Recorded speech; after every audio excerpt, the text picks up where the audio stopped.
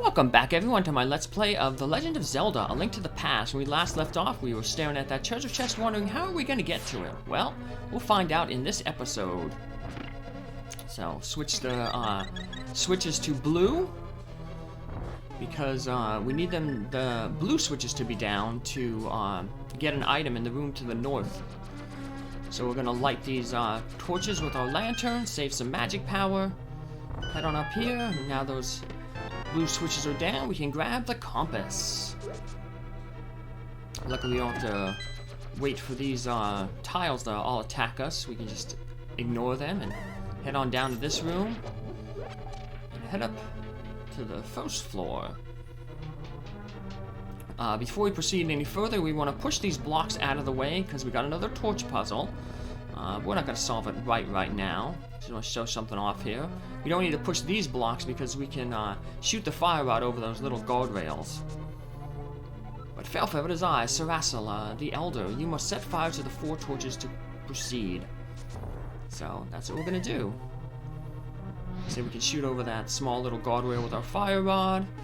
And because these blocks are pushed out of the way, we have clear access to the torches, so we can just pull out our lantern, save some magic power. Now we're going to hear a big rumbling, and we head back to that room where we had the clue from Somaria. We will see that it's changed a little bit. Got that wizard, and let's head on over. Make sure you don't fall in those pits. But we do want to fall down this pit that's been exposed because it takes us to that treasure chest that we saw at the beginning. And we get the big key. Now we can head back and get the item in this dungeon.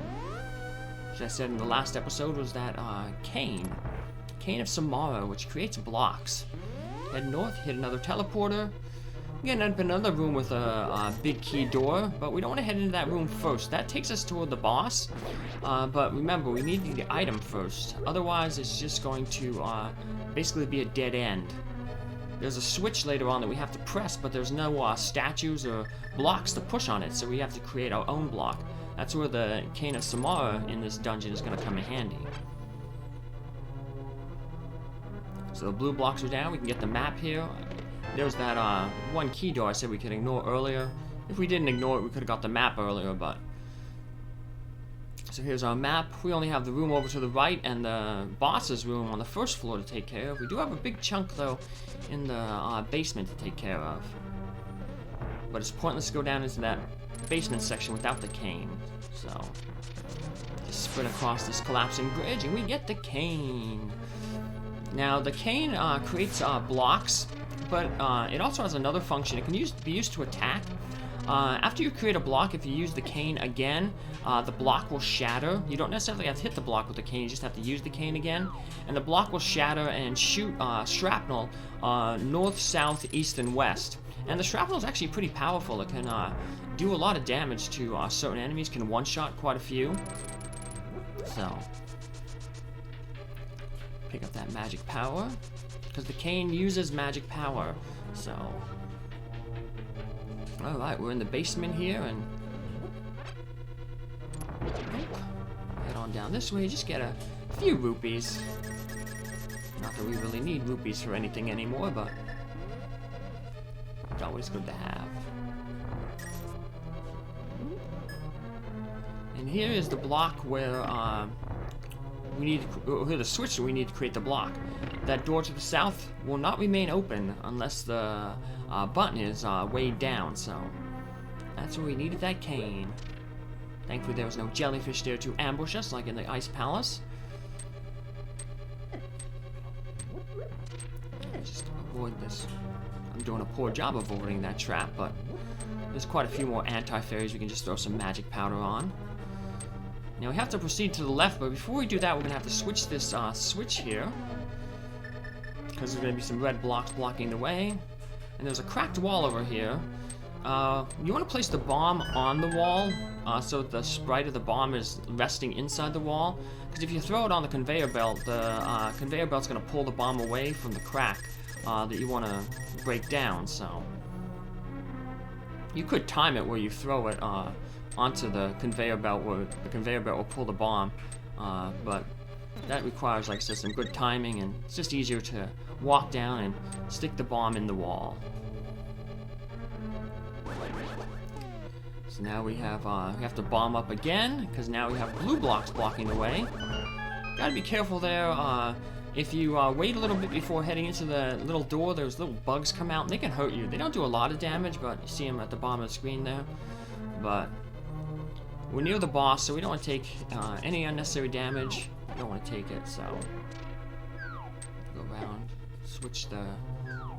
get these pots. These blobs like fall endlessly. We want to switch to red. Otherwise, we'd have to come back down here and switch it back. So now it's time for the boss, and it's another eye monster. But this cape is going to come in really handy here.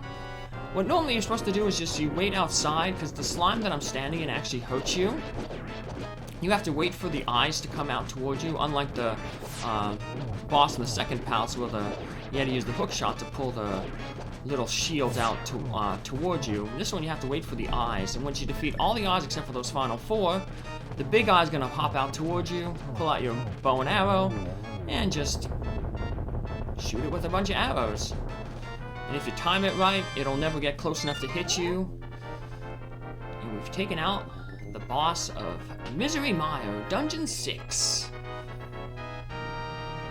Only one more maiden to go, Princess Zelda. So let's see what this maiden, the 6th maiden, has to tell us. What clue and advice does she have for us? Felfel, because of you, I can escape from the clutches of the evil monsters. Thank you. Ganon captured us because he couldn't break the seal of the wise man with his power alone. And then, using the wizard Aghanim as his pawn, he drew us to the Dark World. After cracking the seal with our power, he sealed us inside of these crystals. He then gave us to his loyal monsters, but Ganon didn't plan on you getting this far. Now, Princess Zelda is waiting for you inside of Turtle Rock. Please hurry. And yes, we understand. Way to go, Felfel. We've previewed a little bit of Turtle Rock. We didn't actually go into the dungeon, but we saw what the dungeon was when we were doing our cave explorations in an earlier episode. So let's summon our little bird friend to carry us, and he can carry us up to Death Mountain. That is... we're here at... first, let's... I forgot. We want to get a little bit more powerful for Death Mountain first. So we're going to head back to this area, warp back to the Dark World. And remember, there was the bomb shop. Well, now that we have defeated the 5th and the 6th dungeon, we can get a new bomb. But before we get the new bomb, let's get a new fortune from the fortune teller. Warp back into the light world. Head to this fortune teller. I should have warped a little south, a little further, because I'm gonna have to leave here probably. Come back. So let's see what our fortune is. You'll find something inside the pyramid of the Dark World. Okay. And in order to find that, we're going to need that new bomb. So, what's our fortune? Hocus pocus, you'll buy a new kind of bomb in the bomb shop. Alright, well, let's go buy that new bomb. Head on back into the Dark World. Like I said, this trigger is, this bomb is triggered by defeating dungeons 5 and 6. Only 5 and 6, so if you skipped like 2, 3, 4, and just went 1, 5, 6, this bomb would be here, so. But, there it is, 100 rupees for 30 bombs, also a new super bomb in stack for only 100 rupees. So this bomb is gonna follow us around. If we try to dash with the A button, the bomb will be left behind, so we won't be able to dash, but we don't have to take this bomb too far. Luckily, if you do start dashing, and the bomb gets left behind, it's on a little timer. and as long as you touch the bomb before it blows up, it'll start following you again. So these guys, we're gonna use this bomb to crack down that wall that I showed when we first got to the Dark World in the pyramid that a regular bomb couldn't destroy.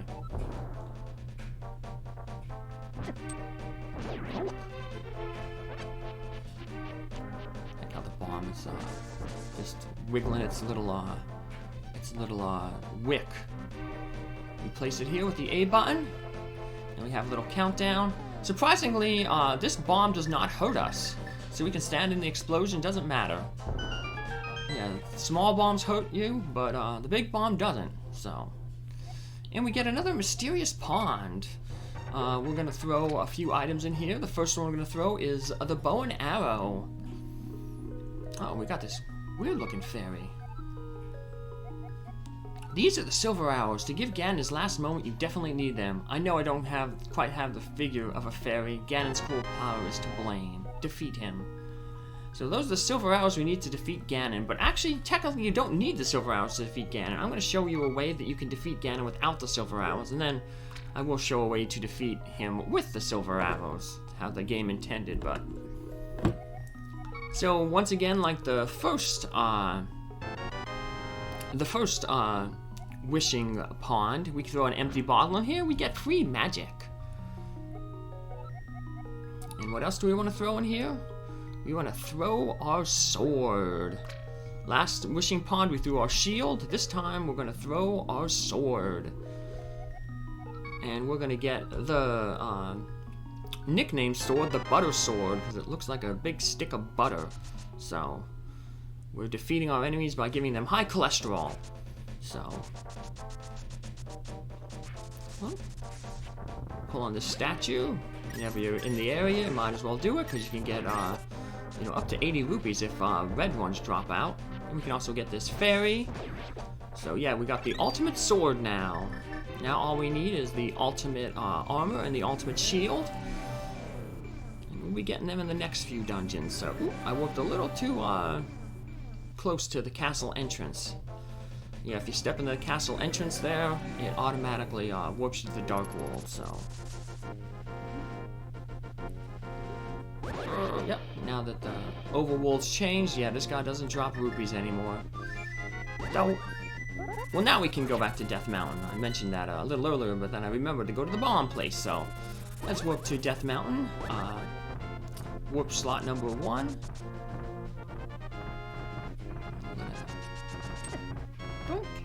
Heading over the broken bridge over here. I figured there'd be a warp tile under that black stone there, but there isn't. There is another one though over in this area. So use our hook shot to cross the broken bridge.